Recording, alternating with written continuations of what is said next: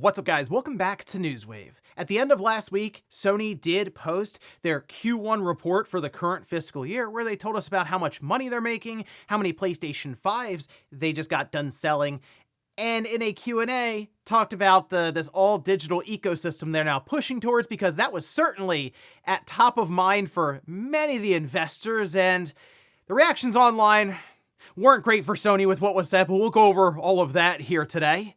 Also, we are going to be talking about Microsoft, because now the price increase is in effect for the Xbox Series consoles, and it turns out in Europe, the price increase is actually worse than we were expecting, and there's some controversy that's broken out around Ocarina of Time. This is the highest rated game on Metacritic, right? Well, one channel decided to look into this, and it turns out maybe it's not, but we'll go over all of that and more. Guys, if you enjoy these videos, make sure you hit that like button. Helps out a ton. And if new here to the Spawn Wave channel, make sure you subscribe down below.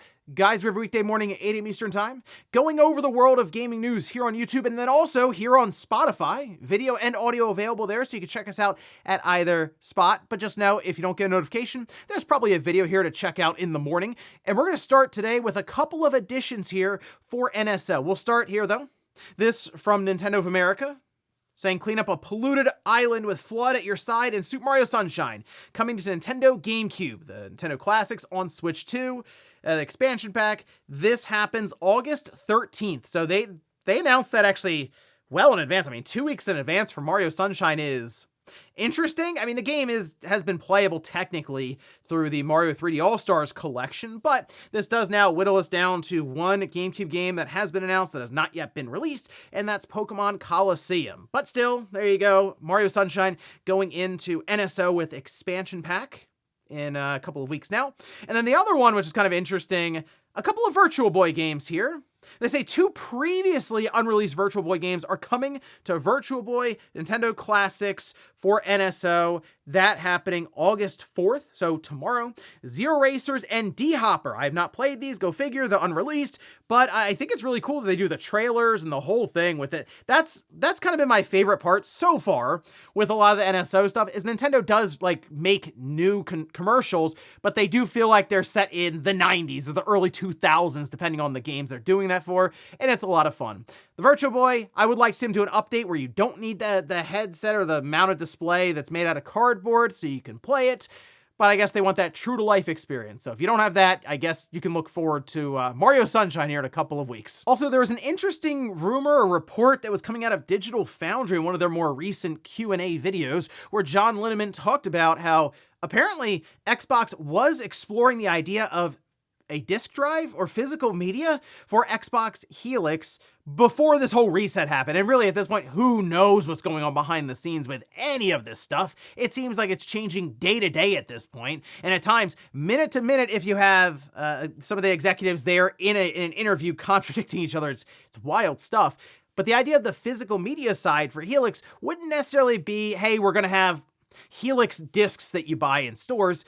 It would be to support already acquired discs in a nice big collection for Xbox. That way you can use the games you already have. And I think it's pretty obvious that Microsoft is trying to figure this out, or at least a path forward for people who do have libraries of Xbox games, because they're talking about the disc to digital thing, which seems to be working, I guess, for Xbox Series or some Xbox One games, but not 360 and original Xbox, so it's a mixed bag. I understand why the disk drive might be something that's thought of, and if it's Windows-based, I mean, why not? Maybe you can just plug in like a DVD for 360 and others, or a Blu-ray drive for Xbox Series games, and at least be able to move them to your digital library. Oh, and it looks like AMD is set to raise prices on video cards. Go figure. This, you can see, is over on PC Gamer, just saying AMD is reportedly raising graphics card prices. They are noting what seems to be a 10% bump at least.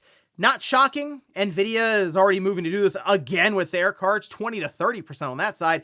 So obviously AMD is just going to, I assume, move with the market, but also the RAM prices behind the scenes, that the fact that everybody has to raise their prices, it's pretty clear there's some stuff going on there, just outright and shocking. You know, SK Hynix, Micron, Samsung. Oh wow, are they all moving their prices up? It's definitely not coordinated or anything there behind the scenes. So there you go. Video cards getting more expensive, just like, you know, everything else basically. And guys, with some of the quick news out of the way, let's get into the bigger stuff. Let's start right away with Sony and their recent Q1 financial report. Now this would cover April, May, and June. They had quite a bit to say in terms of even their forecast for the rest of this fiscal year, because they did have to move some numbers around since they're just like suffering from success at this point. It's just so much money. But there was also a Q&A that followed that I did talk about a bit already, but I wanted to put it in here with some of the numbers that they had at least conveyed to investors and then the public through these different reports. So we'll start here. Now they put an entire slide deck out where they were at least trying to dress up how exactly the numbers look with nice bar charts and the whole thing there. But to start, when it comes to the revenue for Q1 versus last year, games and network services, it was basically flat. I mean, really, like within margin of error, basically here, less than 1%. But operating income improved 36% over last year. And I was going through the reasons as to why their operating income was up so much. Yeah, that one of the things they mark as a plus, tariff refunds. We're starting to see that a lot, by the way. These different companies, Apple got like $2 billion, something crazy in terms of tariff refunds. I think Sony ended up with $500 or so million. Yeah, we've already discussed that completely. It's like, oh, prices went up.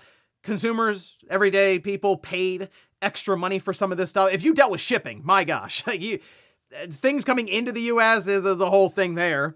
But then the companies got the refunds and... well, there you go. That's basically it.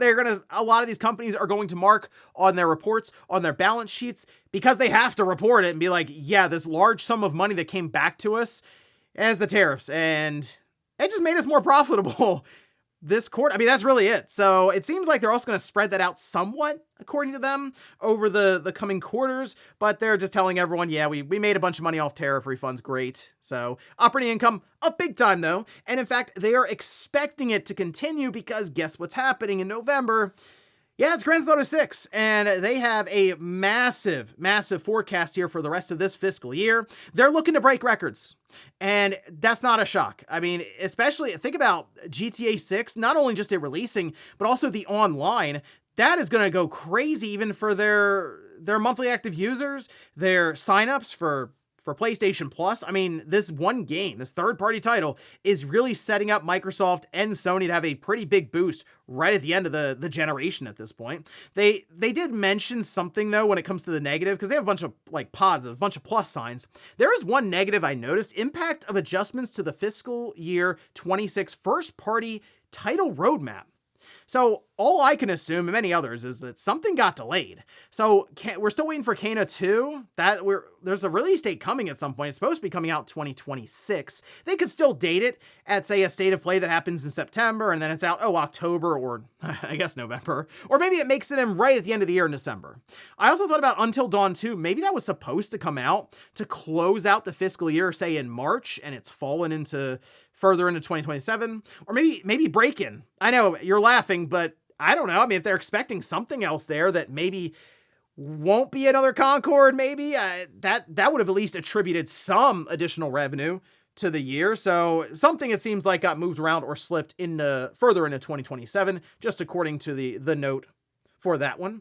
PS5 systems. Okay, shipments came in this past quarter, 1.6 million for the quarter. That's down from 2.4 million the previous year. The PS5 is now sitting at 95.3 million systems sold. If you launch line it with the PS4, it's actually tracking behind it by about 5 million units.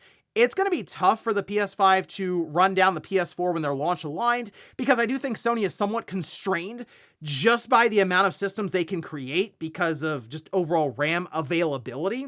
And while they say they have procured the amount of RAM they need to create these systems, they technically aren't ruling out the idea of a price increase during this fiscal year.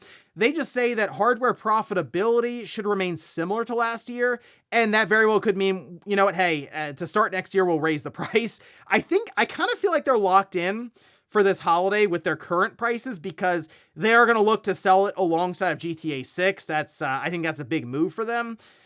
But look out for 2027. It's very possible that PS5 could get even a little more expensive. They did cite an 82% digital ratio for game software sold. Of course, they aren't necessarily saying, oh, that's only games that are available physical or digital. There are many titles counted here that are only digital. I did, again, a video on that yesterday you can check out because some of the numbers are painting an interesting picture that definitely seems to be favoring digital in a lot of this reporting. Now, with all of the numbers and the reporting out of the way, Sony did also have a Q&A with investors. So they went over a few things. There was an earthquake, and they definitely wanted to address that and just let everyone know, hey, no one was like no fatally injured or anything like that. Everyone's fine. Some of the machinery got damaged, but like no human lives or anything were lost there. So with that in mind, they went forward, explained about the whole RAM crisis because they already knew that'd be a question. Just saying, we've got it under control. We've procured the expected amount of RAM for our forecast, and we should be good to go for this holiday season.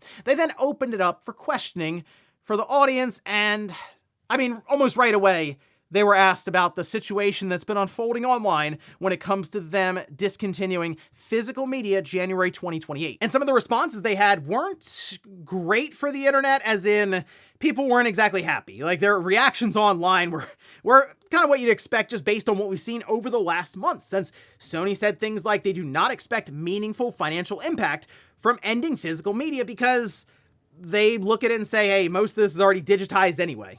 Like, that's it. So they think, hey, you know what? Some people who are buying physical, they'll just move over to digital as we go along. And because the margins for digital versus physical is so much better, even if a couple of them come over, we'll actually still come out on the positive side here. They also say they have not seen any impact on current sales. They're talking with investors, guys. They can't necessarily lie to them. So it really comes down to, at this point, the way I'm seeing it, what happens with the PlayStation 6? Because GTA 6 is coming, it's going to sell well, they're going to break records, but what happens when they start talking about their $1,000 system, where they actually need a bank of goodwill to help move the thing? Unless they have an incredibly compelling presentation and offering with the PS6, it's going to be a challenge. They do say they are cautiously, though, proceeding forward.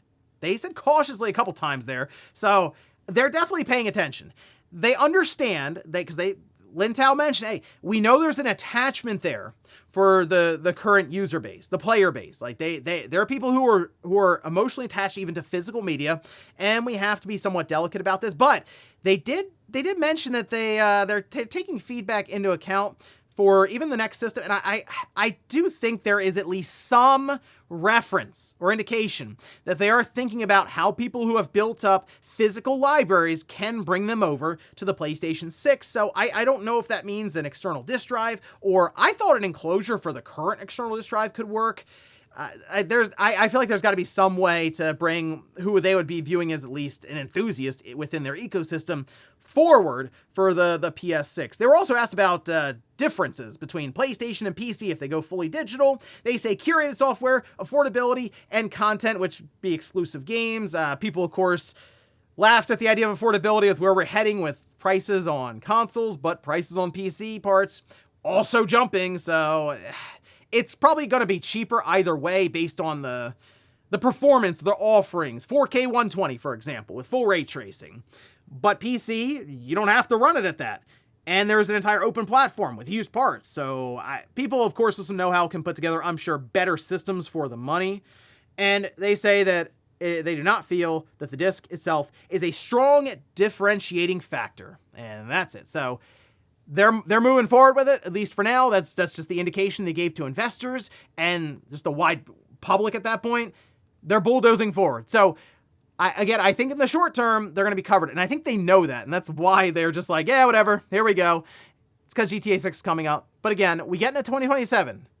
I'm curious. I'm curious in the rumblings of the PS6. It's like, wow, the bill of materials keeps going up. And now we're talking about a $1,200 PS6. If we get to that point, I don't know how you really sell it that easily when people are frustrated with Sony. It's still ongoing with the whole disc situation. Hey, that's a tough sell. But maybe they got something crazy up their sleeve, some interesting wrinkle to the whole PS6 situation, the handheld, or I don't know, something.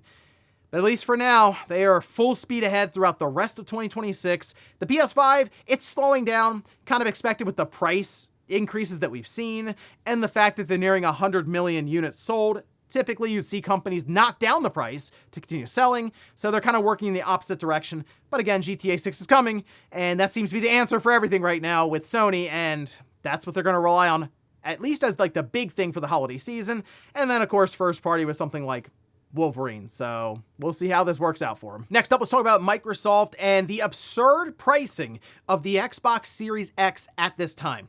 Prices did go up. Now, Microsoft announced that like a month or so ago that we would see some pretty substantial increases again for the console. And now in the US, the Xbox Series X 1 terabyte disc system is $800. That is their flagship system that launched at $500 back in 2020. Here we are in 2026.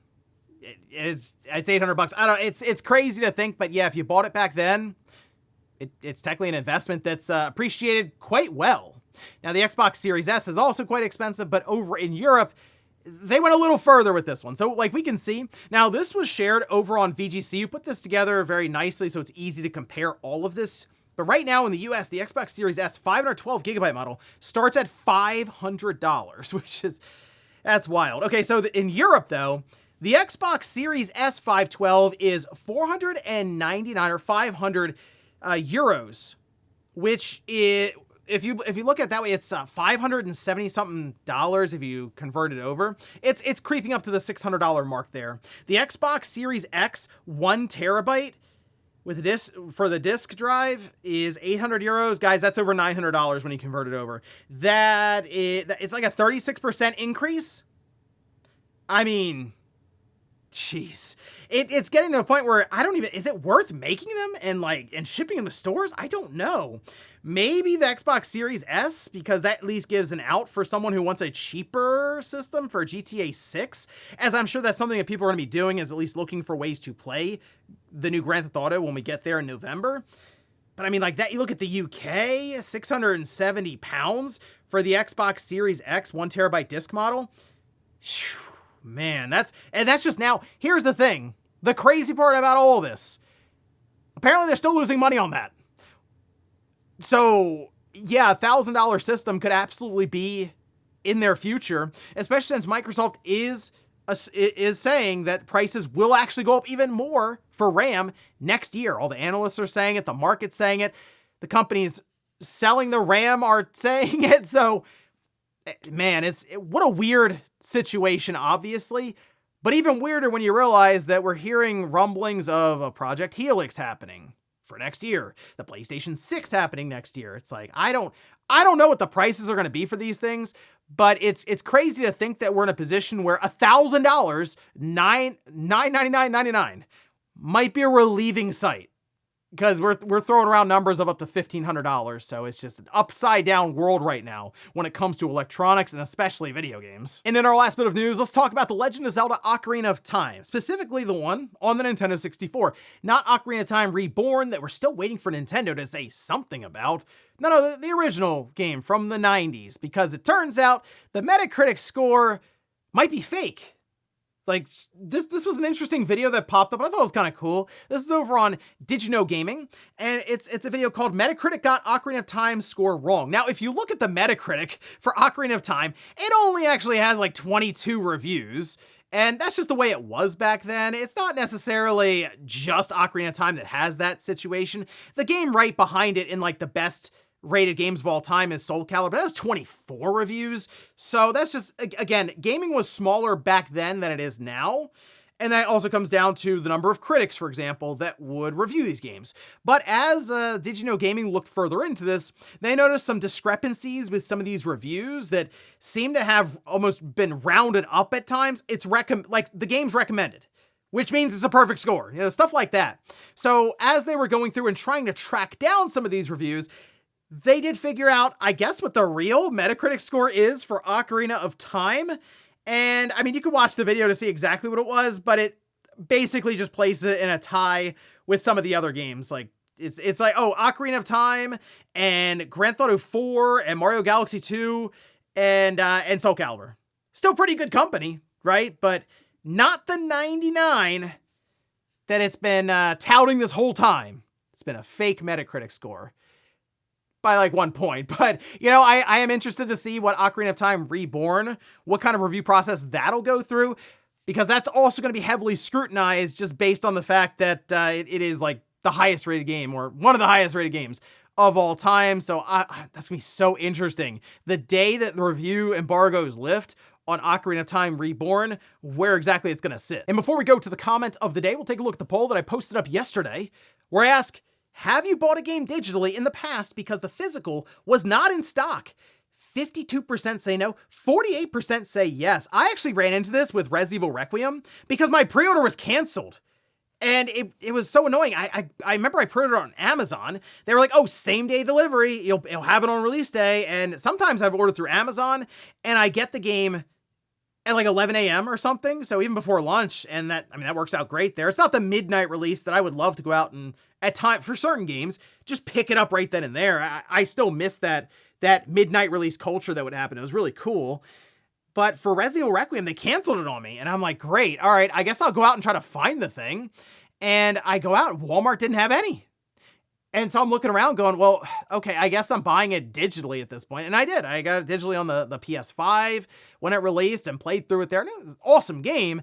But that was an interesting moment where I went, huh, that's weird. Really? No, this is a big release. That's one of the ones that I assumed would be in like plentiful stock. Not the case though. So when people say, hey, you know what, the Resident Evil thing was weird because we feel like they just didn't send out many copies and kind of hamstrung that physical release, I tend to agree with that just based even on my own anecdotal experience. And we'll finish up with the comment of the day as you're seeing here.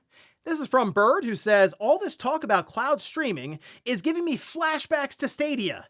So the funny thing about Stadia, now years from when it shut down and had to refund everybody everything, I think we're going to look back on Stadia. If cloud streaming does eventually catch on even a little bit, it could get to a point where the mainstream starts to try it out. They're like, oh, actually, this isn't so bad. Because I will say that Luna, if you already have Amazon Prime, go try it just to see. Better than I thought it would be. And with that, some people might just log in and be like, oh, wow, I already have some of the Indiana Jones is just part of it. I just get that. I can play through it. Yeah, and when you start playing it, you do kind of forget about some of the latency that's there, because if you have a wired connection and everything's set up perfectly, it's very close. But Stadia, the technology is actually pretty good for that. And we might look back on, say, 10 years from now, we might look back on Stadia like we look back on the Xbox One reveal back at the start of that generation, because look where we're heading now. Just DRM everywhere for digital purchases, and that's what they were basically trying to pitch. Maybe a little further with the Xbox One because you needed the camera plugged in and all, like you had to be always online. There was no offline mode at all. We still don't know what the PS6 is like, so who knows there, but maybe Stadia was early, just like Don Matrick, who was, I guess at this point, just a visionary. And ladies and gentlemen, that's going to do it here for Newswave. If you enjoyed this video, guys, hit that like button. If not, hit the dislike. Leave comments down below about everything we talked about here today. If you missed last week's Newswave, I'll leave it up here in a card. Or maybe you wanted to hear about how Nintendo seems like they were probably right this whole time, and the industry is just kind of proving that, especially over the last few months now. I did a video on that, and I'll leave right below. Thanks, guys, for watching, and I'll see you next time.